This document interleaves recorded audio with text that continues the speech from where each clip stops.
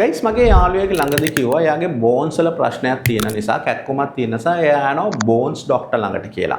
මම ඉස්පිරිතාලෙට ගිහලා බැලුවම බෝන්ස් ડોක්ටර් කියලා ඉංග්‍රීසියෙන් වර්ගයක් නැහැ. ඒ නිසා අද අපි ඉගෙන ගමු වෛද්‍යවරුන්ගේ නම් ඉංග්‍රීසි වලින් අපි මොනවද කියන්නේ කියලා. අපි ආරම්භ කරමු මුල්ම හස්තියා සම්බන්ධ විශේෂඥ වෛද්‍යවරයා. ඒ කියන්නේ බෝන්ස් හා සම්බන්ධ ඕර්තොපෙඩික්. අපේ හදවත සම්බන්ධ අපිට ප්‍රශ්නයක් තියෙනවා නම් විශේෂඥ වෛද්‍යවරයා තමයි කාර්ඩියෝලොජිස්ට්. අපේ සමහා සම්බන්ධ ප්‍රශ්නයක් තියෙනවා නම් ඒ හා සම්බන්ධ විශේෂඥ වෛද්‍යවරයා තමයි ඩර්මාටොලොජිස්ට්. අපේ මොළය හා එහෙම නැත්නම් ස්නායු හා සම්බන්ධ මොකක් හරි ප්‍රශ්නයක් තියෙනවා නම් විශේෂඥ වෛද්‍යවරයා නියුරොලොජිස්ට්. හිතන්න දරුවෙකුට කිසියම් ප්‍රශ්නයක් තියෙනවා නම් එයාගේ සෞඛ්‍ය සම්බන්ධව ඒ සඳහා බලන්නේ අපි පීඩියාට්‍රිෂන්.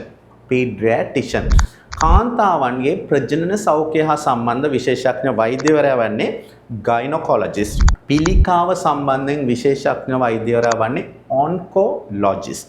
අපේ මානසික සෞඛ්‍ය සම්බන්ධ විශේෂඥ වෛද්‍යවරයා සයිකියාට්‍රිස්ට්. මෙතන පී අකුර සයිලන්ට් වෙනවා.